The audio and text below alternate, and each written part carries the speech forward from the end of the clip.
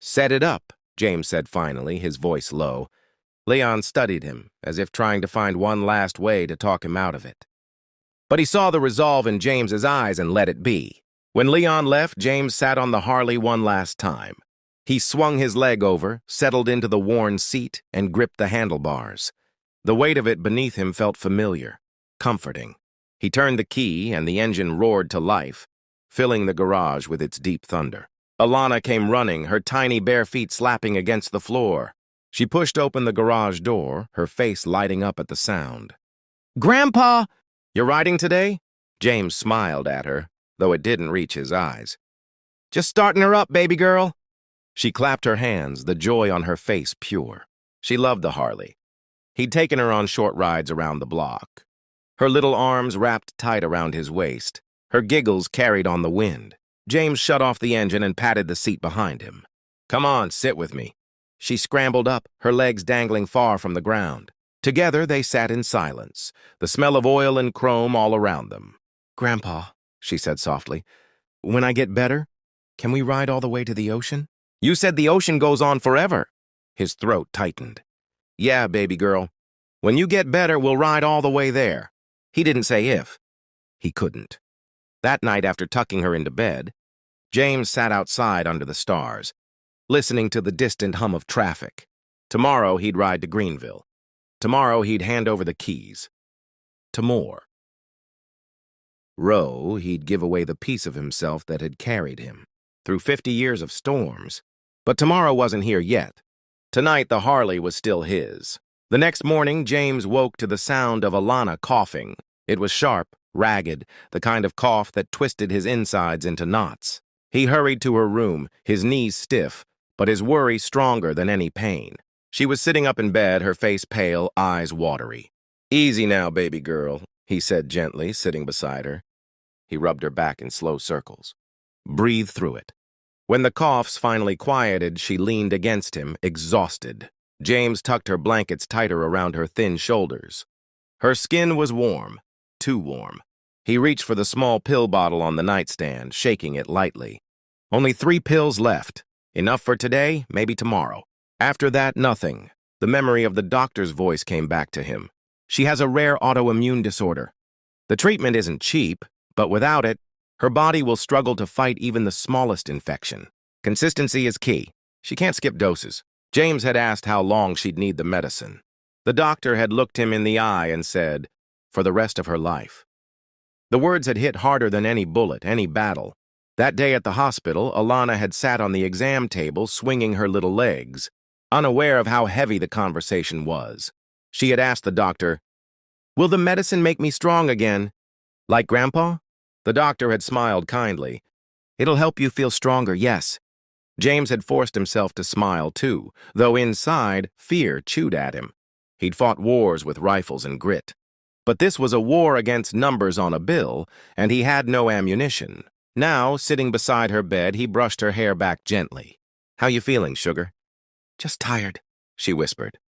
Her eyelids drooped, but she reached for his hand before sleep pulled her under again.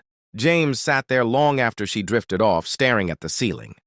The diagnosis had been months ago, but it still felt fresh, raw, unfair. He had spent his life surviving things that should have killed him, only to watch his granddaughter face something she didn't deserve. He thought back to the day her mother, his daughter, had dropped Alana off at his house. She had been struggling with her own demons, running from responsibility, chasing things James couldn't fix. She'd said, "Daddy, I can't do this. She deserves better." And then she'd left. James had stepped up without hesitation. Alana became his world. He cooked her meals, read her bedtime stories, held her when nightmares woke her in the night. He hadn't expected to be raising a child again in his old age, but she gave his life purpose, and now this illness threatened to take her from him. Later that morning, James loaded her into the old pickup truck and drove into town for her checkup. The clinic was a squat brick building with peeling paint, but it was the only place nearby that would treat her. Inside, the nurse greeted them with polite professionalism, though James caught the flicker of hesitation in her eyes. It wasn't new. Being a black man in this town meant carrying an invisible weight wherever he went. Some people saw a veteran, others only saw the color of his skin. Alana squeezed his hand as they waited. She hated the needles, the poking, the endless questions. James hated seeing her endure it. But he sat beside her through every test, his presence steady and unshakable. Dr. Hughes, a weary but kind man in his 50s, came in with her chart. He gave James a tired smile. "She's stable for now, Mr. Carter, but she needs to stay on the medication.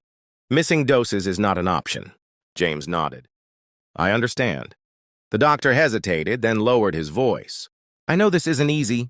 There are assistance programs, but they take time, and approval isn't guaranteed. Until then. She needs the meds." James clenched his jaw. "How much for another month's supply?" The doctor flipped through the chart. 800. It was a number that might as well have been 8 million. James's chest tightened. He nodded stiffly, not trusting his voice. Alana tugged on his sleeve. "Grandpa, can we get ice cream after?" James forced a smile down at her. "Course we can, baby girl." After the appointment, he drove her to the little ice cream shop on Main Street.